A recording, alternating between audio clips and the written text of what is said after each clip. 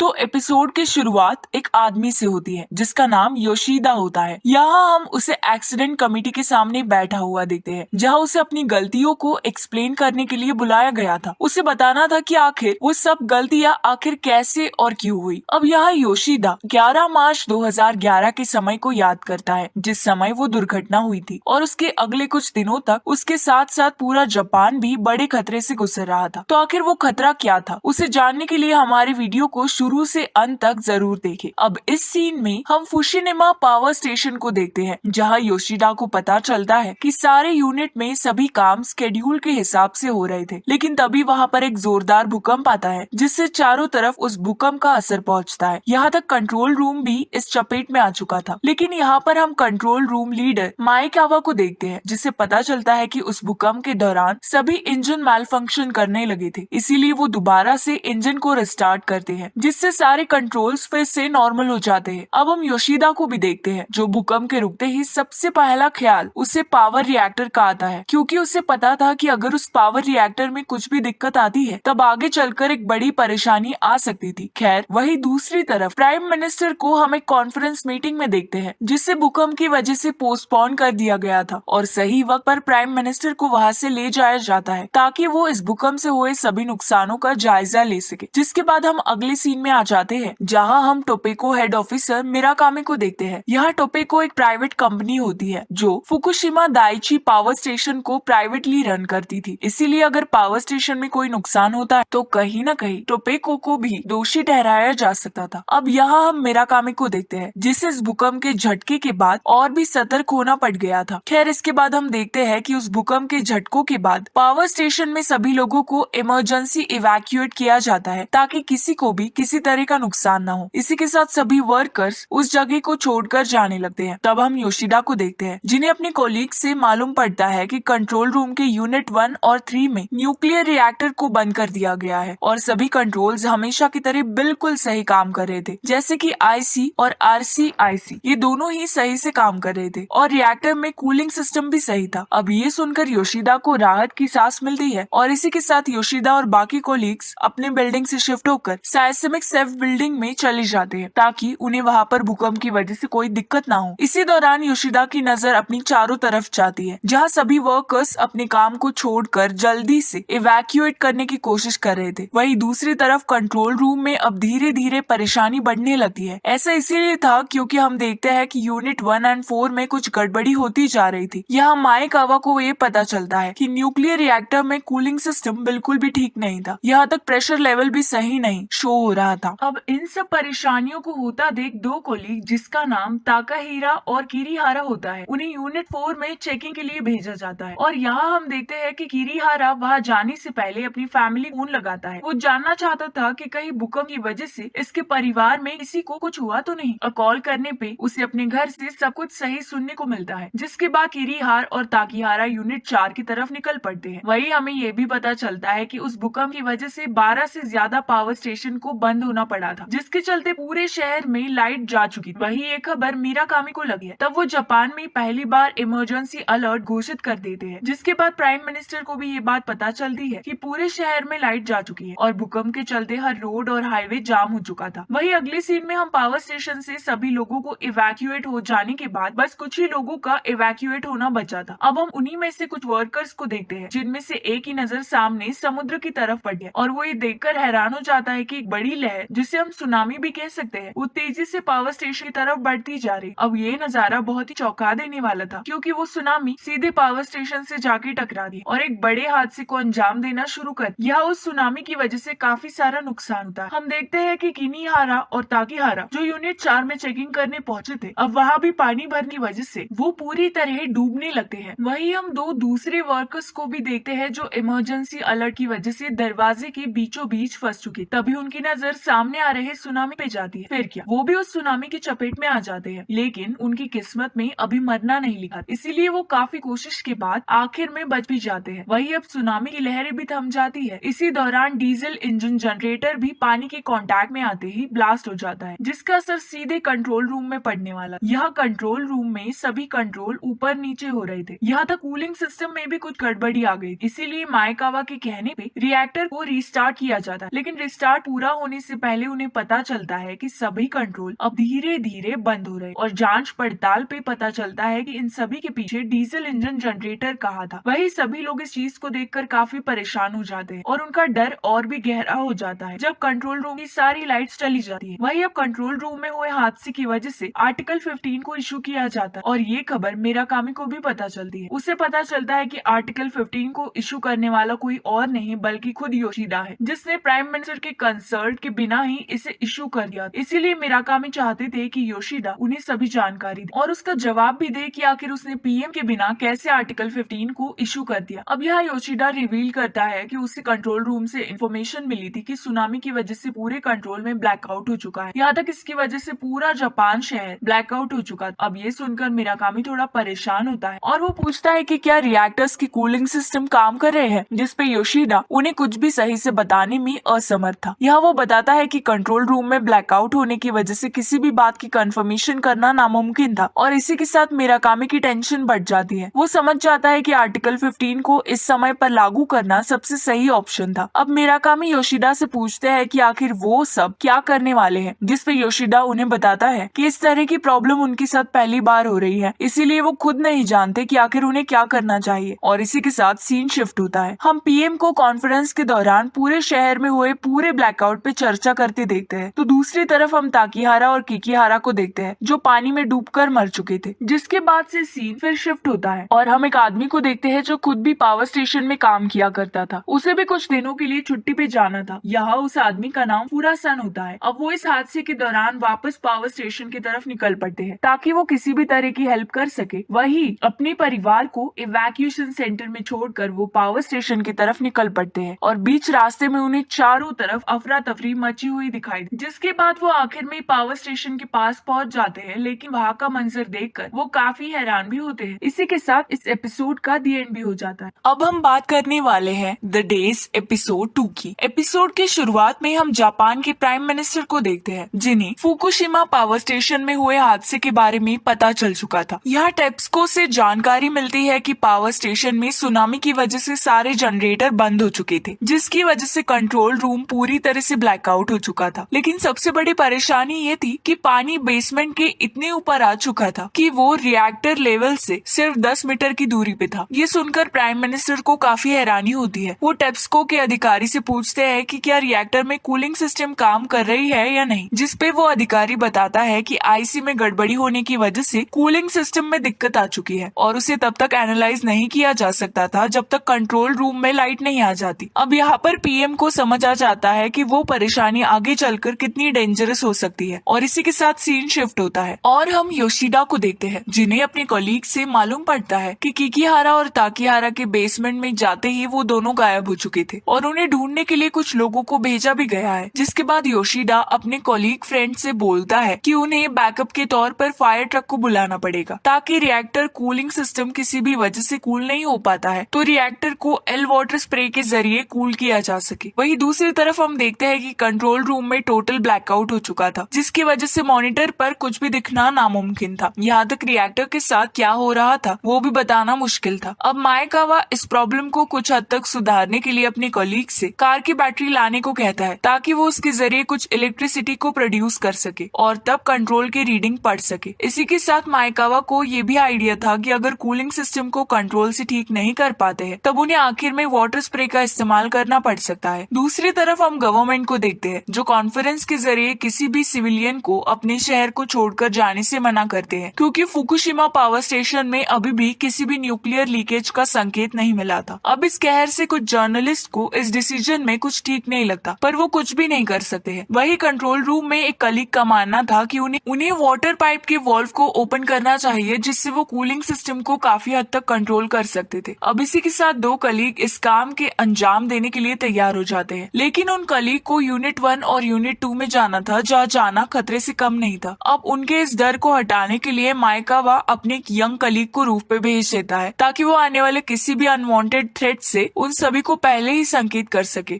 वही अब वो दोनों कलीग वॉल्व को खोलने के लिए चल देते हैं और कड़ी मशक्कत के बाद वो इस वाटर पाइप को ढूंढ भी लेते हैं। वही वो यंग कलीग अभी भी उन अनवांटेड थ्रेट को अपने बायनोकुलर की मदद से चेक करने की कोशिश करते हैं। दोनों कलीग कैसे भी करके यूनिट 1 एंड 2 में पहुंच जाते हैं। यहाँ उन्हें वाटर पाइप्स के बारे में कोई जानकारी नहीं थी, इसीलिए वो एक तुक्के के साथ उस काम को अंजाम देने पहुंच गए थे। अब वो लोग आगे बढ़ने का सोच ही रहे होते हैं कि तभी उनके न्यूक्लियर रिएक्टर से आवाज आने लगती है, जो उन्हें बताता है कि जिस जगह पर वो खड़े थे वहाँ पर ह्यूमन कैपेबिलिटीज से ज्यादा मात्रा में न्यूक्लियर रिएक्शन है। अब कोई चारा ना दिखने पे वो वापस कंट्रोल रूम आ जाते हैं, जहाँ वो अपने असफल होने की बात बताते हैं। यहाँ माइकावा के साथ साथ सभी दुखी होने वाले ही थे कि तभी वहाँ पर फूरासान आ जाते हैं। यह फूरासान को सभी वाटर पाइप्स के बारे में पता था, इसीलिए वो खुद उस वॉल्स को ओपन करने का डिसीजन लेते हैं। अब अगले सीन में योशिदा माइकावा को इन्फॉर्म करता है कि स्पेशल फोर्स की तरफ से फायर ट्रक को भेजा जा रहा है, जिसकी मदद से कूलिंग सिस्टम पर वाटर स्प्रे करके सिचुएशन को कंट्रोल किया जा सकता था। लेकिन इसी दौरान माइकावा बताता है कि वो इस जगह पर मैन्युअली सभी वाटर पाइप के वॉल्व्स को खोलने की तैयारी कर चुके थे। यहाँ माइकावा बताता है कि उन्हें टोटल 5 वॉल्व्स को खोलना था, जिसमें उनकी मदद फूरासान करने वाले थे। यह फूरासान का नाम सुनकर योशिदा को थोड़ा सुकून मिलता है, क्योंकि वो जानता था कि फूरासान वहाँ के सभी वाटर पाइप से वाकिफ है। खैर, अब अगले सीन में हम फूरासान को कुछ लोगों के साथ यूनिट 1 और 2 में जाता हुआ देखते हैं। यहाँ फूरासान को वाटर पाइप के सभी लोकेशन पहले से पता थे, इसीलिए उसे पता था आखिर उन्हें कहाँ जाना है। देखते ही देखते वो एक बड़े से गेट के सामने पहुँचते हैं, जिसके उस पार वो सभी वाटर पाइप्स लोकेटेड थी। अब वो उस गेट को खोलने की कोशिश करते हैं, लेकिन तभी वहाँ पर तेज भूकंप की वजह से उनके होश उड़ जाते हैं। लेकिन फूरासान के मोटिवेट करने पे वे सभी आगे बढ़ते हैं। अब फूरासान गेट को खोलकर वाटर पाइप्स के पास पहुँच जाते हैं और अपना काम भी शुरू कर देते हैं। यहाँ वो एक एक करके सभी वॉल्व्स को ओपन करने लगते हैं, लेकिन अभी भी एक वॉल्व्स का ओपन होना बचा था। वही वो आखिरी वॉल्व्स बहुत आगे होता है। तभी वहाँ का एटमॉस्फेयर न्यूक्लियर रिएक्शन से बढ़ता जा रहा था। अब सभी कलीग उस लास्ट वॉल्व को छोड़कर जाने का सोचते हैं, लेकिन फूरासान इतनी दूर आके खाली हाथ वापस नहीं जाना चाहते थे। वो उस आखिरी वॉल्व्स को खोलने की कोशिश करते हैं, जिसके बाद सीन शिफ्ट होता है और हम कंट्रोल रूम को देखते हैं, जहाँ माइकावा को पता चलता है कि वाटर लेवल प्रेशर में राइज होने लगा था, जिसका मतलब फूरासान और बाकी लोग अपने मिशन में पास हो चुके थे। तभी वो लोग भी वहाँ आ जाते हैं। अब अगले सीन में हम प्राइम मिनिस्टर को देखते हैं। उन्हें टोपेस्को के जरिए इन्फॉर्मेशन मिलती है कि वाटर है ब्रोकेज की वजह से न्यूक्लियर रॉड एप्लॉइड हो चुके थे, जिस वजह से वो रॉड अगले 1 घंटे में पूरी तरह मेल्ट होने वाली थी, जिसके बाद एक बड़े धमाका होने का खतरा था। अब ये सुनकर प्राइम मिनिस्टर काफी हैरान होते हैं, लेकिन उन्हें कुछ भी करने से पहले फुकुशिमा के आसपास के 3 किलोमीटर के सभी सिविलियन को इवैक्यूएट करना था। इसीलिए वो कॉन्फ्रेंस में इस मुद्दे को सामने रखते हैं। लेकिन इस बार सभी जर्नलिस्ट का पूछना था कि क्या फुकुशिमा में किसी तरह का न्यूक्लियर खतरा है, जिसमें प्राइम मिनिस्टर बोलते हैं कि वो ये सब अपने सिविलियन के सेफ्टी पर्पस के लिए कर रहे हैं। यह प्राइम मिनिस्टर मीडिया से असल बात को छुपाने की पूरी कोशिश करते हैं। तो दूसरी तरफ योशिदा माइकावा को शुक्रिया कहता है, क्योंकि उसने अभी तक जितने भी रिस्क लिए थे वो काफी इम्पोर्टेंट थे। जिसके बाद योशिदा एक बुरी खबर भी देता है। वो माइकावा को बताता है कि उनकी फायर ट्रक रोड के बीच में फंस चुकी है, जिसकी वजह से उन्हें यहाँ तक आने में इतना लेट हो रहा है। वहीं उन दोनों फ्यूल रोड के मेल्ट होने की भी चिंता सता रही थी। वहीं दूसरी तरफ प्राइम मिनिस्टर को पता चलता है कि इन सब की शुरुआत एक गलत वोल्टेज की वजह से हुई थी। लेकिन उनका पूछना था कि आखिर प्रॉब्लम कहाँ आ रही थी, जिसपे प्राइम मिनिस्टर को पता चलता है कि सुनामी की वजह से अभी स्विच बोर्ड खराब हो चुके थे और उन्हें यूज करने से पहले एक एक करके चेक करना था, इसीलिए वो अभी कुछ नहीं कर सकते थे। अब इसी के अगले सीन में हम देखते हैं कि योशिदा को अंदाजा हो गया था कि अब 1 घंटे पूरे हो चुके थे और फ्यूल रॉड धीरे धीरे मेल्ट होने लगा था। और इसी के साथ इस एपिसोड का दी एंड भी हो जाता है। अब हम बात करने वाले हैं द डे एपिसोड 3 की। तो एपिसोड के शुरुआत में हम देखते हैं कि फायर ट्रक पावर स्टेशन के पास पहुंच तो चुकी थी, लेकिन रास्ते में कई सारे डेब्रिस होने की वजह से वो मेन बिल्डिंग से कुछ दूर पहले ही रुक जाते हैं। यहाँ ये खबर योशिदा वाइस मैनेजर को देता है। अब वाइस मैनेजर इस बात से काफी हैरान होते हैं, इसीलिए वो योशिदा से पूछते हैं कि आखिर वो लोग वाटर सप्लाई को कैसे रेक्टर तक भेजेंगे, जिसपे योशिदा बताता है कि उन पास कोई चारा नहीं है, इसीलिए वो ये सब अपनी मैन पावर के दम पे करें। खैर, इसी के साथ हम फायर वर्कर को देखते हैं, जो फायर ट्रक से पाइप के थ्रू रिएक्टर तक पानी को सप्लाई करने वाली। लेकिन सबसे पहले उन्हें बिल्डिंग के मेन सप्लाई बोर्ड को ढूंढना था। अब उसे ढूंढने के लिए सभी लोग पाइप को हाथ पकड़कर बोर्ड को ढूंढने में लग जाते हैं, लेकिन ये काम इतना भी आसान नहीं होने वाला था, क्योंकि जल्द ही कुछ वर्कर सुनामी की वजह से बने मैनहोल में गिरते जा रहे थे। अब इस प्रॉब्लम को देखकर वो सभी वर्कर सावधान हो जाते हैं। लेकिन दूसरी तरफ योशिदा को खबर मिलती है कि यूनिट 1 में न्यूक्लियर रेडिएशन फेल हो चुका, जो कि 600 जैसी पावरफुल एनर्जी तक पहुंच चुका था। अब ये जानकर योशिदा काफी हैरान होता है और तब वो मियाकावा से बात करता है। यहाँ वो मियाकावा से पूछता है कि क्या आईसी अभी तक एक्टिव नहीं था, जिसपे मियाकावा बड़ी हैरानी के साथ जवाब देता है कि जब पहली बार अर्थक्वेक आया था तब टेम्परेचर एटॉमिक फेल हो रही रही थी, इसीलिए वो जल्द से जल्द आईसी को डीएक्टिवेट कराकर दोबारा स्टार्ट करने का सोचता है, लेकिन दोबारा रिस्टार्ट करने तक कंट्रोल रूम में ब्लैकआउट हो चुका होता है, इसीलिए वो खुद नहीं जानता था कि आईसी एक्टिव था या नहीं। अब ये बात योशिदा को परेशान करने के लिए काफी थी और वही ये खबर प्राइम मिनिस्टर तक भी पहुंच जाती है और वो भी योशिदा की तरह हैरान हो जाते हैं, क्योंकि उन्हें बताया गया था कि यूनिट 1 पूरी तरह से कंट्रोलेबल था। अब हम अगले सीन में किकीहारा के परिवार को देखते हैं, जिन्हें अपने पड़ोसी के थ्रू पता चलता है कि उनका बेटा किकीहारा अब मिसिंग हो चुका है, जो कि उस परिवार के लिए एक बुरी खबर। अब अगले सीन में योशिदा को पता चलता है कि यूनिट 1 में न्यूक्लियर रेडिएशन अब और भी बढ़ चुका था, जिससे सभी की परेशानी और बढ़ जाती है, क्योंकि अब कभी भी उस जगह पर विस्फोट हो सकता था जब तक वहां से न्यूक्लियर एनर्जी को बाहर नहीं निकाल दिया जाता। अब योशिदा के पास एक ही चारा बचा था, उसे अब इस सिचुएशन को संभालने के लिए वेंटिंग का इस्तेमाल करना था। वेंटिंग के जरिए वो लोग यूनिट 1 से न्यूक्लियर रेडिएशन को वेंटिलेशन के जरिए बाहर निकालने वाले थे। अब ये काम बहुत रिस्की होने वाला था, इसीलिए इसे करने से पहले प्राइम मिनिस्टर से परमिशन की जरूरत थी। वही ये खबर जब प्राइम मिनिस्टर को पता चलती है, तब उनका पहला सवाल ये था कि आखिर वेंटिलेशन से किसी को नुकसान तो नहीं होने वाला था, लेकिन यहाँ टोपेस्को के अधिकारी प्राइम मिनिस्टर को कुछ भी सही से नहीं बता पा रहे थे। तो दूसरी तरफ योशिदा ने वेंटिलेशन की पूरी तैयारी कर ली। यहाँ वो अपने कुछ कलीग के साथ वेंटिलेशन के बारे में नॉलेज इकट्ठी करने चल देता है। वो ऐसा इसीलिए करता है क्योंकि किसी भी देश ने अब तक वेंटिलेशन नहीं किया था। वही योशिदा और उसकी टीम को इसे इस्तेमाल करने का कोई भी एक्सपीरियंस नहीं था। अब योशिदा को कुछ डॉक्यूमेंट्स के जरिए वेंटिलेशन इस्तेमाल करने का तरीका मालूम पड़ता है। अब वो माइकावा को इस बारे में बताता है। वो उसे बताता है कि वेंटिलेशन को इस्तेमाल करने के लिए उन्हें अपने कुछ आदमियों को यूनिट 1 में भेजना पड़ेगा, ताकि वो वहाँ पर मैन्युअली काम संभाल सके। अब योशिदा ना चाहते हुए भी माइकावा को ऑर्डर देता है कि वो अपने कुछ बंदों को इस काम के लिए चूज करे। तो दूसरी तरफ हम किकीहारा के पिता को देखते हैं, जो अपने बेटे को मिसिंग पाकर पावर स्टेशन के अधिकारी से उसके बेटे के बारे में कंफर्म बात बताने को कहते हैं। यह उन्हें बताया जाता है कि किकीहारा अभी मिसिंग है और उसे अभी ढूंढने की लगातार कोशिश की जा रही है। अब ये सुनकर उसके पिता काफी परेशान हो जाते हैं और इसी के साथ सीन शिफ्ट होता है। प्राइम मिनिस्टर एक कॉन्फ्रेंस को रखते हैं, जहां उन्हें बताया जाता है कि अगर सही समय पर वेंटिलेशन को ना किया गया, तब न्यूक्लियर रेडिएशन पूरे शहर में फैल सकती, इसीलिए उन्हें वेंटिलेशन के लिए परमिशन जल्द से जल्द देना होगा। अब खतरे को सामने देख प्राइम मिनिस्टर भी वेंटिलेशन को ग्रीन लाइट दे देते हैं, जिसके बाद कॉन्फ्रेंस के जरिए वेंटिलेशन वाली खबर को मीडिया पे शेयर किया जाता है। यहाँ हम देखते हैं कि टोपेस्को के अधिकारी जर्नलिस्ट से किसी भी सवाल का सही से जवाब नहीं दे पा रहे, जिससे प्राइम मिनिस्टर काफी नाखुश होते हैं। इसीलिए वो खुद फुकुशिमा पावर स्टेशन विजिट करने का सोचते हैं। दूसरी तरफ वेंटिलेशन का परमिशन पाकर माइकावा अपने लोगों से वेंटिलेशन के लिए वॉलंटियर होने के लिए पूछते हैं।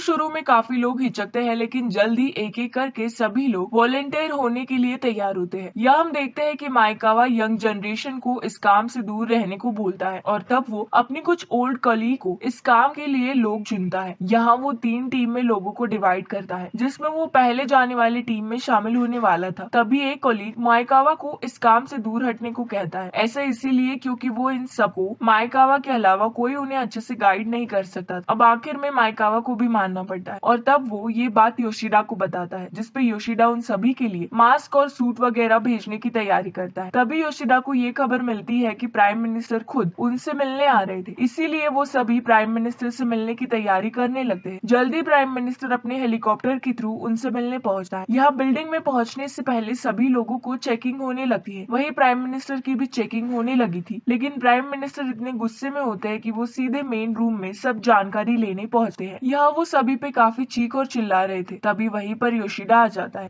जिसके बाद वो पीएम को सभी प्रॉब्लम्स के बारे में बताता है। यह वो पीएम को बताता है कि उनको वेंटिलेशन करने के लिए कंट्रोल रूम से लोगों को मैन्युअली भेजने वाले थे, जहां वो एओ वॉल्व और एमओ को एक्टिवेट करने वाले थे, पर इस दौरान वो उस high level nuclear reaction zone में जाने वाले थे, इसीलिए उनके जिंदा वापस आने की चांसेस ना के बराबर थे। अब पीएम को भी समझ आ गया था कि प्रॉब्लम कितनी खतरनाक है और वो योशिदा की बातों से संतुष्ट होकर वहां से वापस चले जाते हैं। वही जाते वक्त उन्हें इस बात का ख्याल आता है कि वेंटिलेशन फेल होने की वजह से नुकसान हो सकता था। वही कंट्रोल रूम में सारी इक्विपमेंट की चीजें पहुंच चुकी थी, इसीलिए वो अपने सूट्स और मास्क को पहनकर तैयार हो चुके थे। तो दूसरी तरफ योशिदा वेंटिलेशन वाली बात को लेकर काफी परेशान होता है, लेकिन उसे ये किसी भी हालत में करवाना था। अब वो माइकावा को कॉल करके उन सभी को वेंटिलेशन शुरू करने को कहता है। वही वो अब पहली टीम भी रेडी हो चुकी थी, जिसके बाद वो वेंटिलेशन को कंप्लीट करने के लिए चल देते हैं। और वही माइकावा बस यही होप कर रहा था कि वो सभी वेंटिलेशन कैसे भी करके सक्सेसफुल हो सके। और इसी के साथ इस एपिसोड का दी एंड भी हो जाता है। आज के लिए सिर्फ इतना ही, बाकी मिलते हैं अगले एपिसोड के साथ।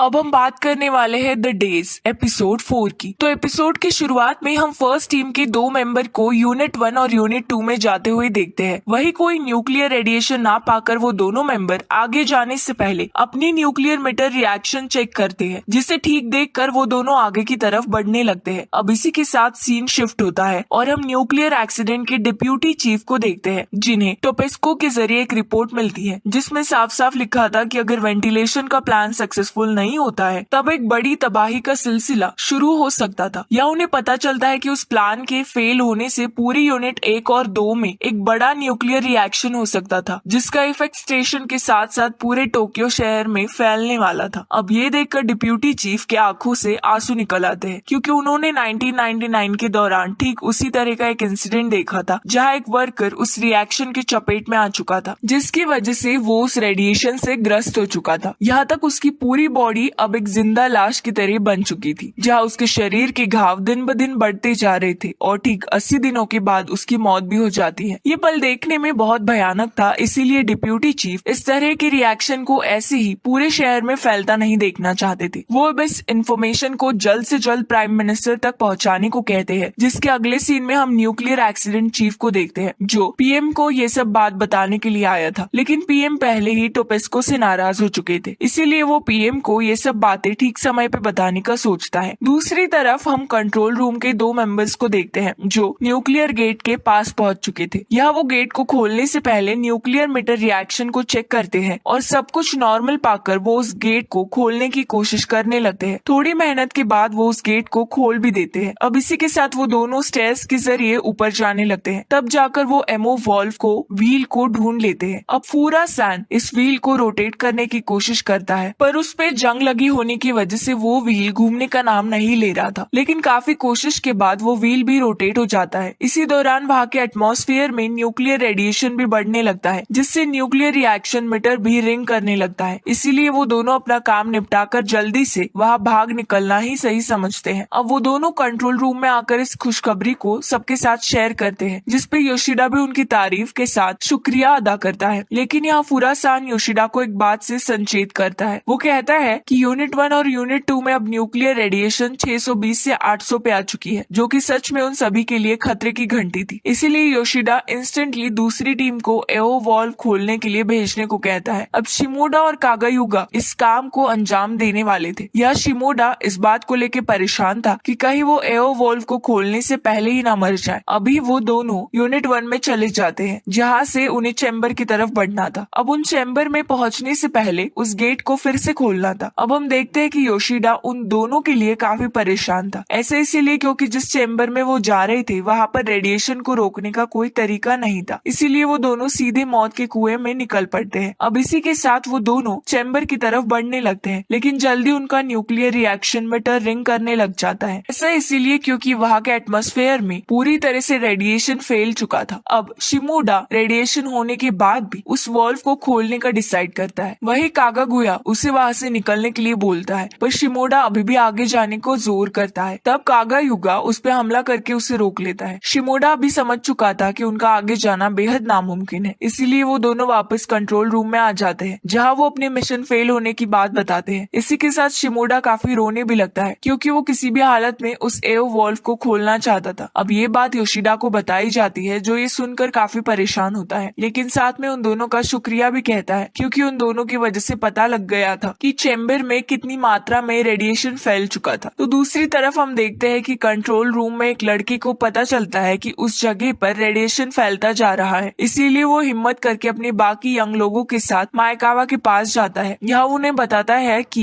इस जगह पर रेडिएशन फैलता जा रहा है, इसीलिए उन सभी यंग लोगों को इवैक्यूएट कर देना चाहिए, क्योंकि वो वैसे भी उनके किसी काम के नहीं थे। वही मायकावा उनकी पूरी बातों को गौर से सुनता है और वो आखिर में उन्हें बताता है कि आप पूरे जापान को बचाने में वही सब हेल्प कर सकते हैं। इसी के साथ मायकावा उन्हें रोकने की कोशिश तो नहीं करता है, बल्कि उनसे रिक्वेस्ट करता है कि वो सभी वहाँ रुककर उन लोगों की मदद करे। तब सभी ओल्ड मैन भी उन लोगों से उन्हें वहाँ रुकने का रिक्वेस्ट करते हैं और देखते ही देखते वो सभी इस काम में सफल भी होते हैं। जिसके बाद सीन शिफ्ट होता है और हम शिनोडा और काकायुगा के मेन बिल्डिंग में आते हुए देखते हैं, जहां अब उनके टेस्टिंग के लिए एक हॉस्पिटल में दाखिल करने के लिए भेज दिया जाता है। अब यहाँ पर योशिदा का फ्रेंड किनोशिता उससे एक रिक्वेस्ट करता है कि वो उसे कंट्रोल रूम में जाने दे, क्योंकि वो एओवॉल के बारे में सब कुछ जानता था। यहाँ तक उसे कंट्रोल रूम में 10 सालों तक काम करने का एक्सपीरियंस था, इसीलिए उसे वहाँ से कंट्रोल रूम में भेज दिया जाता है। लेकिन जाने से पहले योशिदा उसे वॉल्व को किसी दूसरे तरीके से खोलने को कहता है। इसके बाद किनोशिता अपने एक साथी के साथ कंट्रोल रूम पहुंच जाता है, जहां वो उन सभी को बताती है कि वो दोनों एयर वॉल को खोलने जाएंगे, और उनके मना करने पे वो बताता है कि उन सभी से ज्यादा उसे एयर वॉल के बारे में पता है, जिसके बाद आखिर में उसे उस मिशन के लिए भेज दिया जाता है। दूसरी तरफ शिनोडा और काकायुगा भले ही जिंदा बच गए थे, लेकिन जांच पड़ताल से पता चलता है कि वो दोनों रेडिएशन की चपेट से ग्रस्त हो चुके थे। और जब ये खबर योशिदा को मिलती है तब वो मायकावा से उसके किनोशिता के बारे में पूछता है, लेकिन तब तक बहुत देर हो चुकी थी। ऐसा इसीलिए क्योंकि अब तक यूनिट 1 की तरफ निकल चुके थे। वही योशिदा मायकावा से उन लोगों का वहां जाने से रोकने को कहता है। वही मायकावा भी समय वेस्ट ना करके उन लोगों को रोकने के लिए उनके पीछे भागता है, और इसी सस्पेंस के साथ इस एपिसोड का दी एंड हो जाता है। अब हम बात करने वाले हैं द डेज एपिसोड 5 की। तो इस एपिसोड की शुरुआत में हम देखते हैं कि मायकावा किनोशिता और उसके साथी को कंटेमिनेटेड यूनिट में जाने से रोकने के लिए उनके पीछे भागता है, और आखिर में वो उन दोनों को गेट खोलने से पहले ही रोक लेता है, जिसपे किनोशिता जबरदस्ती अंदर जाने की कोशिश करता है, पर मायकावा के समझाने पे वो रुक जाता है, और आखिर में वो सभी कंट्रोल रूम में वापस आ जाते हैं। यहाँ वो सभी वेंटिलेशन के फेल होने से काफी दुखी होते हैं। तभी वहाँ पर भागते हुए यंग कलीग आता है। वो एक खुशी के साथ उन सभी को बताता है कि यूनिट में सारी रेडिएशन अब धीरे धीरे कम हो रही थी, और यहाँ हमें पता चलता है कि इन सबके पीछे योशिदा का हाथ होता है, जिसने बाहर से ही कंप्रेसर को एओ वॉल से अटैच करके वेंटिलेशन को ओपन करवा दिया था। यह एक बात बिल्कुल क्लियर हो जाती है कि वेंटिलेशन मिशन अब बिल्कुल सक्सेसफुल हो चुका था, जिसकी वजह से होने वाला बड़ा खतरा भी थम जाता है। अब हम अगले सीन में देखते हैं कि सभी फायर वर्कर अपने सामने आ रहे सभी डेब्रिस को हटाकर फायर ट्रक को रिएक्टर बिल्डिंग तक ले जाते हैं। यहाँ वो सभी वर्कर वाटर इंजेक्शन पॉइंट को ढूंढने लगते हैं, जिसके मिलते ही वो सभी वाटर को पाइप के थ्रू रिएक्टर में डालने की कोशिश करते हैं। वही इस बात की खबर योशिदा तक पहुंच जाती है, लेकिन उसे भी ये पता था कि ज्यादा फ्रेश वाटर ना होने की वजह से उन्हें वाटर इंजेक्शन में दिक्कत हो सकती थी। इसीलिए योशिदा फायर चीफ से बोलता है कि उन्हें स्वेटर की भी जरूरत पड़ सकती है। इसीलिए फायर चीफ उसकी बातों में सहमति दिखाते हैं, और वो ऐसा ही करने के लिए निकल जाते हैं। वही वेंटिलेशन के सक्सेसफुल होने की खबर पूरे शहर में फैल जाती है, और जब ये बात प्राइम मिनिस्टर को मालूम पड़ती है तब उन्हें काफी सुकून मिलता है। अब अगले सीन में हम किनोशिता को वापस मेन बिल्डिंग में आते देखते हैं, जिसे योशिदा देखकर काफी खुश होते हैं। यहाँ उन दोनों की बातचीत से किनोशिता को पता चलता है कि योशिदा ने सी वाटर इंजेक्शन के लिए कह दिया है। इसीलिए वो उससे पूछता है कि आखिर उन्हें उसके लिए परमिशन मिल गई है, जिस पे योशिदा का मानना था कि इमरजेंसी जैसी सिचुएशन में उन्हें कोई भी नहीं रोकेगा। और वो दोनों और कुछ बातें करते तब तक एक जोरदार भूकंप का झटका आता है। यह कुछ भी समझ नहीं आ रहा था कि आखिर वहाँ पर क्या हुआ था, लेकिन योशिदा को जल्दी ये खबर मिलती है कि रिएक्टर बिल्डिंग की 5th फ्लोर सडनली ब्लास्ट हो गई थी। ये जानकर योशिदा की परेशानी बढ़ जाती है। उससे पता चलता है कि उस ब्लास्ट की वजह से वो जिस बिल्डिंग में थे उनके गेट्स भी डिस्ट्रॉय हो गई थी, जिसकी वजह से वो रेडिएशन अब पूरे बिल्डिंग में घुसने लगती है। अब जब तक वो गेट ठीक नहीं हो जाता तब तक योशिदा और बाकी लोग सूट्स वगैरह पहन लेते हैं, जिसके बाद योशिदा बिल्डिंग के बाहर हुए दुर्घटना को देखने पहुंच जाता है। वही वो ये देखकर हैरान था कि एक पूरी बिल्डिंग ब्लास्ट में तहस नहस हो चुकी थी। दूसरी घटना की वजह से काफी हद तक डैमेज हो चुका था, लेकिन अच्छी बात ये थी कि इस जगह पर किसी भी रेडिएशन लीकेज की खबर नहीं आई थी। लेकिन इस दौरान फायर वर्कर काफी इंजर्ड हो चुके थे, इसीलिए उन्हें फायर चीफ के द्वारा वापस सेफ बिल्डिंग में आकर वाटर इंजेक्शन को कुछ देर के लिए रोकना पड़ता है। अब योशिदा को जब ये बात पता चलती है तब वो इस बात से खुश होते हैं कि टास्क फोर्स से ज्यादा लोगों को नुकसान नहीं पहुंचा था। तभी वहाँ पर फायर चीफ भी आ जाते हैं, जो उन्हें बताते हैं वो सभी जल्दी नई तैयारी के साथ वाटर इंजेक्शन के लिए जाने वाले थे, और उसके लिए वो यूनिट 4 और यूनिट 5 के द्वारा छोड़े हुए फायर इंजन का इस्तेमाल करने वाले थे, क्योंकि दुर्घटना के दौरान उनकी फायर इंजन में कुछ खराबी आ चुकी थी। खैर योशिदा ये सुनकर फायर चीफ को शुक्रिया कहता है, और उनके जाने से पहले वो उन्हें फ्रेश वाटर के बजाय केवल सी वाटर इंजेक्शन की राय देते हैं। अब फायर चीफ इस काम के लिए निकल पड़ते हैं, तो दूसरी तरफ पूरे शहर में एक्सप्लोजन की खबर पूरे देश में फैल चुकी थी। यहाँ तक प्राइम मिनिस्टर को भी ये खबर एक न्यूज चैनल के थ्रू मालूम पड़ती है, और तब वो गुस्से में टोपेस्को के अधिकारियों से पूछते हैं कि आखिर पावर स्टेशन में क्या हो रहा है, जिसपे पता चलता है कि वो एक्सप्लोजन कोई जानलेवा खतरा ना होकर बस एक हाइड्रोजन एक्सप्लोजन था। लेकिन प्राइम मिनिस्टर पूछते हैं कि आखिर ये गलतियां कैसे हो रही हैं। पहले यूनिट 1 का रेडिएशन, फिर हाइड्रोजन एक्सप्लोजन, आखिर में वो पूछते हैं कि क्या वाटर इंजेक्शन अभी भी प्रोसेस में है या नहीं, जिस पे टोपेस्को के अधिकारी बहुत कंफ्यूज थे, इसीलिए वो पीएम के इस सवाल का जवाब नहीं दे पाते। अब पीएम को टोपेस्को से जानकारी मिलती है कि टोक्यो में टोटल ब्लैकआउट होने की वजह से टोपेस्को पावर आउटेज का डिमांड कर रही है, जिस पे गवर्नमेंट कोई एक्शन नहीं लेती। वहीं योशिदा अभी भी सी वाटर इंजेक्शन वाले प्लान पर टिके थे। यहाँ वो फायर चीफ को बैकवॉश होल के बारे में बताते हैं, जहाँ सी वाटर काफी मात्रा में स्टोर हो चुका था। वो फायर चीफ को बताते हैं कि वो अपने तीनों रनिंग फायर इंजन की मदद से उस सी वाटर को इंजेक्ट करके रिएक्टर तक पहुंचा सकते हैं, और इसी के साथ फायर चीफ अपने साथियों के साथ इस काम में लग जाते हैं। वही कॉन्फ्रेंस के दौरान प्राइम मिनिस्टर को पता चलता है कि यूनिट 1 में फिर से किसी वजह से रेडिएशन बढ़ने लगा था, जिसे जानकर पीएम को गुस्सा आता है। तभी वहाँ पर टोपेस्को वाइस प्रेसिडेंट भी आ जाते हैं। वो वहाँ पर पावर आउटेज के बारे में बताते हैं। वो चाहते हैं कि पूरे टोक्यो पे पावर आउटेज घोषित कर देना चाहिए, क्योंकि अगर वो ऐसा नहीं करते तब वो पावर स्टेशन तक कोई पावर नहीं बचता और जल्दी वो आने वाले बिग डिजास्टर को रोक नहीं पाते। अब इस मुद्दे पे सभी लोग निगेटिव रिव्यू देते हैं। यह सभी का मानना था कि गवर्नमेंट के ऐसा करने से पूरे शहर में प्रोटेस्ट भी हो सकते थे और साथ में उन सभी हॉस्पिटल के पेशेंट की जान में खतरा छा सकता था। पर इसके अलावा कोई और चारा ना होने पे उन्हें यही डिसीजन लेना पड़ता है। इसके बाद पावर स्टेशन के वाटर इंजेक्शन पे बात शुरू होती है, जहाँ पीएम को पता चलता है कि योशिदा और उनकी टीम इंजेक्शन के लिए सी वाटर का इस्तेमाल कर रहे हैं। तब पीएम मिनिस्टर से पूछते हैं कि सी वाटर का यूज करने से किसी तरह का नुकसान तो नहीं होगा। वही टोपेस्को के अधिकारियों का कहना था कि सी वाटर एक तरह से डेंजरस साबित हो सकता था, लेकिन ये होना बिल्कुल भी 100% सही नहीं था। यहाँ प्राइम मिनिस्टर को इस बात का बिल्कुल भी रिस्क नहीं लेना था। वो बताते हैं कि अगर इस वजह से कुछ भी गलती हुई तब वो सारा इल्जाम टोपेस्को के ऊपर डाल देंगे, जिससे टोपेस्को पूरी तरह से परेशानी हो सकती है। इसीलिए वो योशिदा को सी वाटर वाले प्लान को स्किप करने को कहते हैं, लेकिन योशिदा को समय का अहमियत पता थी। इसीलिए वो कॉन्फ्रेंस के दौरान फेक प्ले करते हुए टोपेस्को को बिलीव करवाते हैं कि योशिदा और उनकी टीम ने सी वाटर वाले प्लान को स्किप कर दिया है। लेकिन योशिदा अपने रिस्क पे इस चीज को ट्राई करने का डिसाइड करता है, जिसके बाद हम फायर चीफ और उनकी टीम को देखते हैं, जो सी वाटर प्लान को अंजाम देती है, जिसमें वो सक्सेसफुली सी वाटर को इंजेक्ट करने लगते हैं। तभी हम योशिदा के चेहरे को देखते हैं, जिसपे वो सुकून से आराम करने का सोचता है। वही किनोशिता भी योशिदा को बताता है कि वो जो भी चीजें कर रहा है वो बिल्कुल सही है। यहाँ तक वहाँ उपस्थित सभी लोग योशिदा का साथ देते हैं और इसी के साथ इस एपिसोड का दी एंड हो जाता है। आगे के एपिसोड्स को देखने के लिए लाइक, सब्सक्राइब एंड शेयर करना मत भूलिए।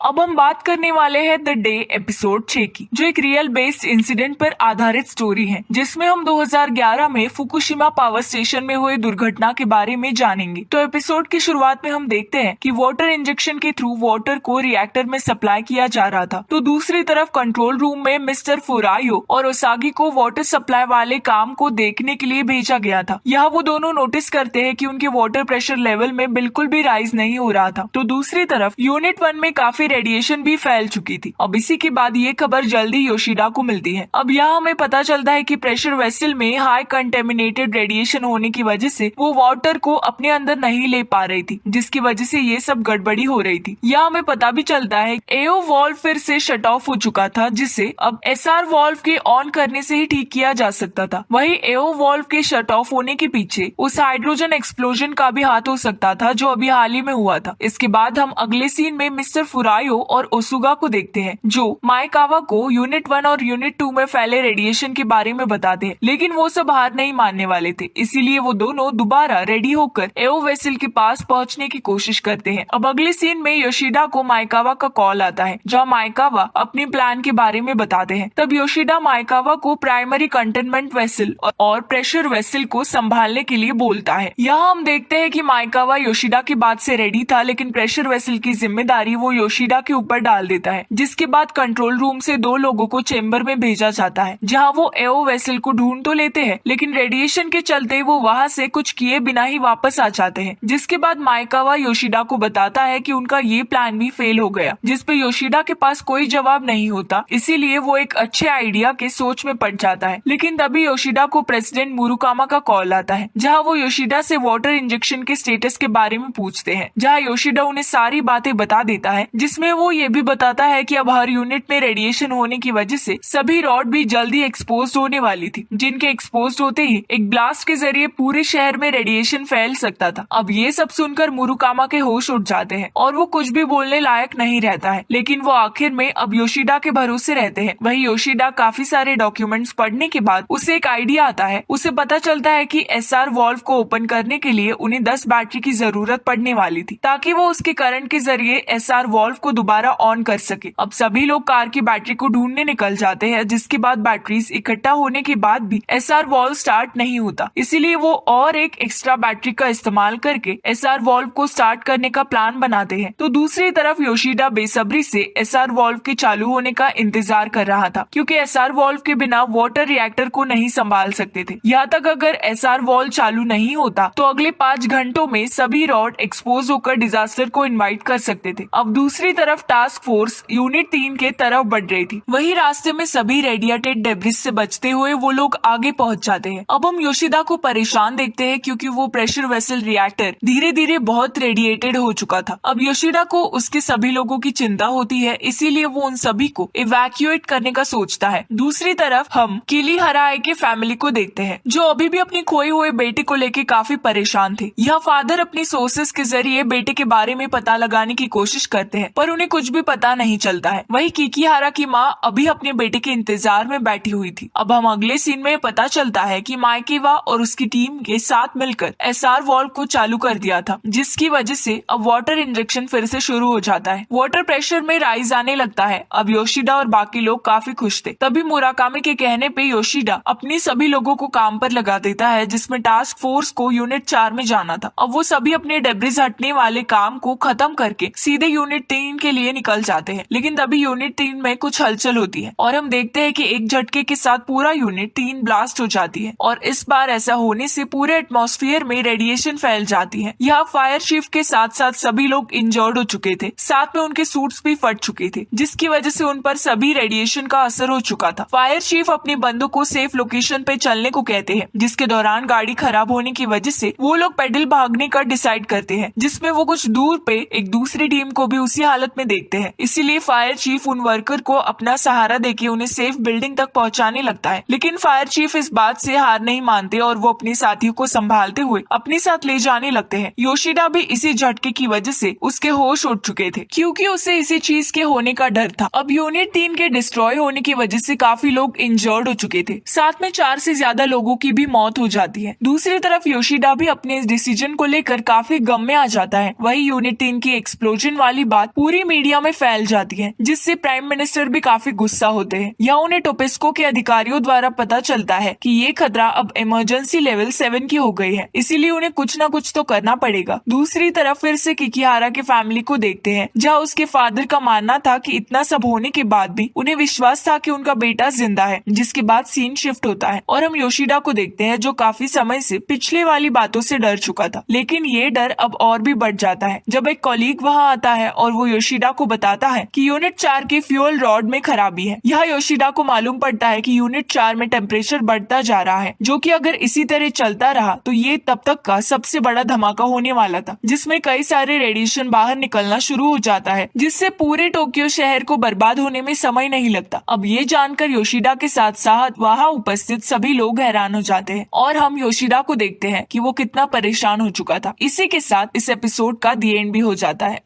अब हम बात करने वाले हैं द डे एपिसोड 7 की। एपिसोड की शुरुआत में हम देखते हैं कि सभी वर्कर जो भी उस हादसे की चपेट में आए थे वो सभी अपनी जान बचाकर सेफ बिल्डिंग पहुंच चुके थे, जिसमें फायर चीफ और उनके साथी भी शामिल थे। अब यहाँ उन सभी लोगों को डॉक्टर द्वारा चेकअप किया जाता है और एक हैरान कर देने वाली खबर आती है। पता चलता है कि वो सभी लोग एक्सप्लोजन के बाद रेडिएशन की चपेट में आ चुके थे और वो रेडिएशन इतनी होती है कि वो डॉक्टर्स भी संभालने में हार मान जाते हैं। इसीलिए जितनी जल्दी हो सके उतनी जल्दी लोगों को वहाँ से इलाज के लिए बाहर भेजना था। अब ये खबर वाइस प्रेसिडेंट को भी मिल चुकी थी, जिसकी वजह से वो काफी हैरान और परेशान हो चुके थे। खैर अब सीन शिफ्ट होता है और हम योशिदा को देखते हैं, जो इस हादसे का एनालिसिस कर ही रहा होता है कि तभी वहाँ पर फायर चीफ भी आ जाते हैं। यहाँ वो योशिदा को बताते हैं कि एक्सप्लोजन के चलते उनकी फायर ट्रक भी उसके मलबे की चपेट में आ चुके हैं, लेकिन फिर भी पंपिंग काम पूरा ना रुककर धीरे धीरे हो रहा था। लेकिन यहाँ पर प्रॉब्लम कुछ और ही थी। योशिदा को पता था कि जब तक एसआर वॉल्व को ठीक नहीं कर दिया दिया जाता। तब तक इस स्थिति को संभालना उन सभी के परे था। ऐसा इसीलिए था क्योंकि एक्सप्लोजन के बाद से एसआर वॉल्व भी सडनली काम करना बंद कर दिया था। तभी किनोशिता योशिडा को बताता है कि यूनिट 4 के आधे से ज्यादा रॉड यूज हो चुके थे, जो कि एक बड़े खतरे की घंटी। तो दूसरी तरफ प्रेशर वेसल भी तेजी से रेडिएटेड हो रहा था, जिसकी वजह से योशिडा की परेशानी और बढ़ जाती है और वो अपने काम को और भी तेजी से चालू कर देता है। सभी वर्कर्स को अलग अलग यूनिट को चेक करने के लिए भेज देता है। वही यूनिट 3 के रेडिएशन को भी चेक करने के लिए बोलता है। यहाँ किनोशिता को भी समझ आ गया था कि इस समय योशिडा की बात मानना ही सबसे अच्छा ऑप्शन था। अब सीन शिफ्ट होता है और हम गवर्नमेंट को देखते हैं, जो कॉन्फ्रेंस के जरिए सभी लोगों को बताती है कि यूनिट 3 में एक्सप्लोजन होने की वजह से रेडिएशन फैला तो है, लेकिन वो सभी इसी कोशिश में लगे हुए हैं कि वो रेडिएशन ज्यादा हद तक ना फैले। यहाँ तक वो ये भी बताती है कि पावर स्टेशन में जितने भी लोग हैं वो सभी इस हादसे के बाद से एक्टिव हो चुके हैं। जिसके बाद हम किकिहारा के भाई को देखते हैं, जो सोशल मीडिया पे अपने भाई की बुराई सुनकर काफी परेशान हो जाता है। पूरे सोशल मीडिया पर उस एक्सप्लोजन के लिए किकिहारा और ताकीहारा को ब्लेम कर रहे थे। नेक्स्ट सीन में हम वाइस प्रेसिडेंट को देखते हैं, जो योशिडा से पूछता है कि वाटर इंजेक्शन वाला काम कैसा चल रहा है, जिसपे योशिडा उन्हें बैड न्यूज देता है। वो कहता है कि एक्सप्लोजन के बाद से एसआर वॉल्व भी बंद हो चुका था। वही प्रेशर वेसल में रेडिएशन बढ़ती जा रही थी और इसी वजह से एसआर वॉल्व का स्टार्ट होना जरूरी था। अब इसी के साथ वाइस प्रेसिडेंट अपना आपा खोने लगते हैं और वो योशिडा को कुछ भी और कैसे भी करने को कहता है, पर योशिडा भी अपने फ्रस्ट्रेशन में आपा खोते हुए उल्टा वाइस प्रेसिडेंट को चुप करा देता है। यह उसके चेहरे पे साफ साफ टेंशन दिख रहा था और इसी के साथ वाइस प्रेसिडेंट भी चुप हो जाते हैं। अब कुछ समय बाद किनोशिता को खबर मिलती है कि यूनिट 4 में काफी सी वाटर स्टोर हो चुके थे, इसीलिए वो योशिडा को बताता है कि उन्हें सी वाटर का इस्तेमाल करके रिएक्टर को कूल करने की कोशिश करनी चाहिए। योशिडा को भी ये आइडिया अच्छा लगता है और वो अपने सभी लोगों को इस काम पे लगा देता है। हम देखते हैं कि एक टीम यूनिट 4 में पहुंच भी जाती है, लेकिन उन्हें वहाँ पर किकिहारा और ताकीहारा की लाश दिखाई देती है, जिसके बाद वो लोग योशिडा को ये खबर दे देते हैं। वही योशिडा ये सुनकर काफी परेशान हो जाता है और साथ में रोने लगता है, क्योंकि वो दोनों बच्चे अभी भी बहुत कम उम्र के थे, इसीलिए वो इस बात से काफी दुखी था। अब योशिडा को भी समझ आ गया था कि उनके पास अब कोई चारा नहीं बचा है, इसीलिए वो उन सभी कॉलीग को वहाँ से इवैक्यूएट करने का डिसाइड करता है। लेकिन जब ये खबर प्राइम मिनिस्टर को मिलती है तब वो काफी गुस्सा होते हैं। वो अब अपने हेडक्वार्टर पर जाके इसके बिहाफ में वीडियो कॉल का डिसाइड करते हैं। वही ये खबर योशिडा को भी पता चल जाती है और वो लोग प्राइम मिनिस्टर के डिसीजन जानने के लिए वीडियो कॉल पे आते हैं। अब यहाँ प्राइम मिनिस्टर बताते हैं कि इस दुविधा के समय में उन सभी को इवैक्यूएट करना एक गलत डिसीजन होगा, इसीलिए वो सभी वहीं पर रहकर स्टेशन को संभालने को कहते हैं। पर ये बात योशिडा को बिल्कुल पसंद नहीं आती। वो पीएम को अपने तरीके से मॉक करता है। वो यहाँ दिखाता है कि वो लोग प्राइम मिनिस्टर के सोच से भी ज्यादा परेशान है, लेकिन इस समय कुछ लोगों का यहाँ से इवैक्यूएट होना बेहद जरूरी है। लेकिन पीएम से ना सुनकर वो लोग फिर से अपने काम में लग जाते हैं, लेकिन इस बार कंडीशन और भी बुरे होने लगती है। यह योशिडा को पता चलता है कि प्रेशर वेसल अचानक से ड्रॉप हो चुकी थी, साथ में एक एक्सप्लोजन भी हो गया था। इतना सब होता देख योशिडा काफी परेशान हो जाता है और आखिर में वो इमरजेंसी कॉल करके सभी लोगों के एग्जीक्यूशन को बोलता है। यहाँ भी पीएम इस बात पर कुछ नहीं बोलते, लेकिन वाइस प्रेसिडेंट को योशिडा की बात समझ आ जाती है और वो खुद ही सभी लोगों को वहाँ से इवैक्यूएट करने के लिए बस को भेजने की तैयारी करते हैं। दूसरी तरफ योशिडा अपने कुछ स्केलेटन टीम को वहीं पर रुकने के लिए रिक्वेस्ट करता है ताकि वो लोग साथ मिलकर वहाँ की स्थिति को संभाल सके। ऐसा होता भी है। योशिडा के कहने पे स्केलेटन टीम को छोड़कर सभी लोग इवैक्यूएट होने लगते हैं। आखिर में उनके अलावा कोई नहीं रुका होता। अब अपने आखिरी समय में सभी लोग अपनी फैमिली को लास्ट मैसेज करने का सोचते हैं, तो दूसरी तरफ कंट्रोल रूम में भी ओल्ड जनरेशन को छोड़कर सभी लोगों को वहाँ से जाने को कहते हैं, जिनके जाने के बाद वहाँ भी सिर्फ वही लोग रुके होते हैं जिनके आगे काफी पुरानी हो चुकी होती है। वही साथ में माइकावा भी उन सबको गाइड करने के लिए रुक जाते हैं। खैर आखिर में कंट्रोल रूम से सभी लोग अपनी फैमिली को लास्ट मैसेज लिखने सेफ बिल्डिंग पहुँचते हैं। ये सारी टीम साथ में मिलकर उस खतरे से खेलने वाली थी। अगर वो उस खतरे को रोक लेते हैं तब उनका नाम हिस्ट्री में लिखा जा सकता था। अगर वो लोग इस खतरे में मर जाते हैं तो इसका मतलब उनके साथ साथ पूरा टोक्यो शहर भी उनके साथ बड़े खतरे से जूझने वाला था। खैर आखिर में वो सभी लोग अपनी डेस्टिनी को लेके बिल्कुल क्लियर हो चुके थे, इसीलिए वो अपने आखिरी समय में एक साथ मिलकर काम करने का डिसाइड करते हैं। अब इसी के साथ इस एपिसोड का दी एंड हो जाता है। अब हम बात करने वाले हैं the days season finale episode 8 की। तो एपिसोड की शुरुआत में हम मीडिया को देखते हैं जिन्हें टोपेस्को की तरफ पावर स्टेशन में हुए एक्सप्लोजन की वीडियो को शेयर करती हैं। अब उस वीडियो में दिखाया जाता है कि एक्सप्लोजन की वजह से पावर स्टेशन में हर तरफ तबाही मची हुई थी। यहाँ तक जो भी वर्कर्स वहाँ काम कर रहे थे वो सभी बड़ी मुसीबत में थे। अब इसी के साथ सीन शिफ्ट होता है और हम फायर वर्कर को देखते हैं जो वाटर इंजेक्शन के जरिए वाटर को सप्लाई करने की की कोशिश कर रहे थे, लेकिन उस हादसे की वजह से उनकी फायर इंजन भी डैमेज हो चुकी थी, जिसकी वजह से अब फिर से उस वाटर का सप्लाई होना कम हो गया था। अब वो धीरे धीरे वाटर को सप्लाई तो कर रहा था, लेकिन कुछ ही समय में वो रिएक्टर अब फटने वाला था। अब ये खबर योशिदा को बताई जाती है, जिसे वो जानकर हैरान तो होते हैं, लेकिन उनके पास कोई आइडिया भी नहीं बचा था। खैर, इसी के साथ सीन शिफ्ट होता है और हम किकीहारा की फैमिली को देखते हैं, जहाँ फादर को कॉल के जरिए पता चलता है कि किकीहारा की डेड बॉडी को ढूंढ लिया गया है, जिसपे उसकी माँ जो किकीहारा का इंतजार कर रही थी, उसका सब्र टूटता है और वो इस बात के लिए खुश थे कि आखिरकार उसके बेटे को खोज लिया गया। भले ही एल किकीहारा मर चुका था, लेकिन उसका ना मिलना उसके घर के लिए और भी बड़ी परेशानी होती। अब अगले सीन में हम प्राइम मिनिस्टर को देखते हैं, जिन्हें पता चलता है कि अब जो भी रेडिएशन पावर स्टेशन से निकलने वाली थी, उसकी वजह से पावर स्टेशन से लेके आधे से ज्यादा जापान उस पर रेडिएशन का असर पहुंचने वाला था, जिसका साफ साफ मतलब था कि ये खतरा कोई आम खतरा नहीं था। इसकी वजह से जापान में हर जगह अफरा तफरी मच सकती थी, यहाँ तक काफी लोगों के घर उजड़ सकते थे और कई लोगों की जान जा सकती थी। आखिर में जापान दूसरों के कंपैरिजन में काफी साल पीछे चला जाएगा। अब यही सारी बातें प्राइम मिनिस्टर को डरा देती हैं, इसीलिए वो मिलिट्री की हेल्प लेने का सोचते हैं। यह वो उन लोगों को रिएक्टर तक वाटर स्प्रे करने के लिए बोलते हैं, लेकिन यहाँ मिलिट्री चीफ कुछ भी करने से पहले स्टेशन की पूरी जांच पड़ताल करने को कहते हैं। जिसके बाद हम देखते हैं कि यूनिट 1 में अभी भी वाटर इंजेक्ट नहीं हो रहा था। तभी योशिदा का भी कॉल आता है और यह योशिदा को मालूम पड़ता है कि फायर इंजन में खराबी होने की वजह से वाटर इंजेक्शन में दिक्कत हो रही थी। इसीलिए योशिदा को आइडिया आता है, जिसके लिए वो मिस्टर अराकी को कॉल करने को कहते हैं। यहाँ वो अराकी से फायर इंजन को ठीक करने का तरीका पूछते हैं। ऐसा इसलिए क्योंकि मिस्टर अराकी को फायर इंजन को कैसे ठीक करना है, क्या करना है जैसी चीजों का बहुत अच्छा नॉलेज था। लेकिन यहाँ मिस्टर अराकी बोलते हैं कि नौसिखियों के लिए फायर इंजन को ठीक करना बेहद मुश्किल है, इसीलिए वो योशिदा से उसे वहाँ बुलाने के लिए कहते हैं। लेकिन योशिदा उसे साफ साफ मना कर देते हैं, क्योंकि वो किसी भी सिविलियन की जान इस खतरे में नहीं डाल सकते थे। अब इसके बाद हम प्राइम मिनिस्टर को देखते हैं, जो इस बात से परेशान हो चुके थे कि अमेरिकन प्रेसिडेंट जापान से भी अमेरिका को वापस अपने देश में बुलाने के लिए रेस्क्यू कर रहे थे। वही प्राइम मिनिस्टर प्रेसिडेंट को विश्वास दिलाने की कोशिश करते हैं कि वो अपने देश के साथ साथ अमेरिका के लोगों को भी सिक्योरिटी दे रहे हैं। अब वहाँ वो प्रेसिडेंट से इस डिसीजन को वापस लेने को कहते हैं, क्योंकि उसकी वजह से जापान की काफी बेइज्जती हो रही थी। लेकिन यहाँ उल्टा अमेरिका के प्रेसिडेंट प्राइम मिनिस्टर से उनके पावर स्टेशन के स्टेटस के बारे में बताने को कहते हैं, जिसके बदले वो जापान को अपनी तरफ से मदद भेजने के लिए तैयार थे। अब यहाँ जापान काफी दिनों तक इस बारे में सोचता है। वही दूसरी तरफ अभी भी फायर इंजन में कुछ भी सही नहीं हुआ था, जिससे योशिदा की परेशानी बढ़ती जा रही थी। लेकिन जल्दी हम देखते हैं कि मिस्टर अराकी अपनी टीम के साथ वहाँ पहुँच जाती है। यहाँ वो योशिदा से उस फायर इंजन को सही करने का बोलते हैं। यहाँ तक मिस्टर अराकी और बाकी लोग अपनी जान को भी जोखिम में डालने को तैयार थे, जिसके बाद योशिदा से परमिशन लेके वो लोग फायर इंजन को ठीक करने पहुंच जाते हैं। दूसरी तरफ मिलिट्री वाले भी अपने लोगों को उस पावर रिएक्टर पर वाटर स्प्रे करने के लिए तैयार हो जाते हैं, जिसके बाद मिलिट्री वाले रिएक्टर के ऊपर वाटर स्प्रे भी करते हैं। तो दूसरी तरफ मिस्टर अराकी भी फायर इंजन को सही कर सकते थे, इसीलिए वो लोग भी अब रिएक्टर तक वाटर स्प्रे कर पा रहे थे। जापान की हेल्प के लिए अमेरिका भी मदद करने के लिए राजी हो गया था, जिसके बाद वो जितना भी हो सके उतना मदद भेजते थे। खैर, अब रिएक्टर भी धीरे धीरे कूल होने लगता है, जिससे एक बड़ा खतरा होने से टल जाता है। लेकिन अभी भी जितने रेडिएशन लीकेज हुए थे, उसकी वजह से फुकुशिमा के पास से लेके 50 किलोमीटर तक के सिविलियन को वहां से इवैक्यूएट करवा दिया जाता है। अब हम योशिदा और उनकी सारी टीम को देखते हैं, जो काफी खुश थे, लेकिन उन्हें ये नहीं पता था कि अगले कुछ महीने अब उनके जीने के लिए हराम होने वाले थे। ऐसा इसीलिए क्योंकि ज्यादा समय तक रेडिएशन में रहने की वजह से सभी लोग कहीं ना कहीं रेडिएशन से अफेक्ट हो चुके थे, और इसी के साथ वो फिजिकली और मेंटली भी परेशान होने लगे थे। जापान जो 1950 में वर्ल्ड वॉर 2 के बाद इस न्यूक्लियर एनर्जी के जरिए अपने फ्यूचर को और भी बढ़िया देख रहा था, वो आज खुद के बनाए हुए क्रिएशन की वजह से खुद को डिस्ट्रॉय कर रहे थे। अब हमें यहाँ पता चलता है कि फुकुशिमा के इस हादसे में बस इंसानों की गलती थी, जिसकी वजह से वो इस हादसे को झेल रहे थे। अब हमें ये भी पता चलता है कि इस एक्सीडेंट के बाद सभी सिविलियंस को इवैक्यूएट कर दिया गया था, जिसके बाद वहाँ छूट गए जानवर भी उस रेडिएशन की चपेट में आकर मरने लगे। खैर, आखिर में वो रिएक्टर कन्वर्ट होकर एक मलबे में बदल गया था, जिसके आसपास जाना भी किसी खतरे से कम नहीं था। 2019 में पता चलता है कि उस रेडिएटेड मलबे को एक जगह से दूसरी जगह पर शिफ्ट किया जा सकता है, लेकिन साइंटिस्ट को ये नहीं पता था कि आखिर वो कैसे करेंगे।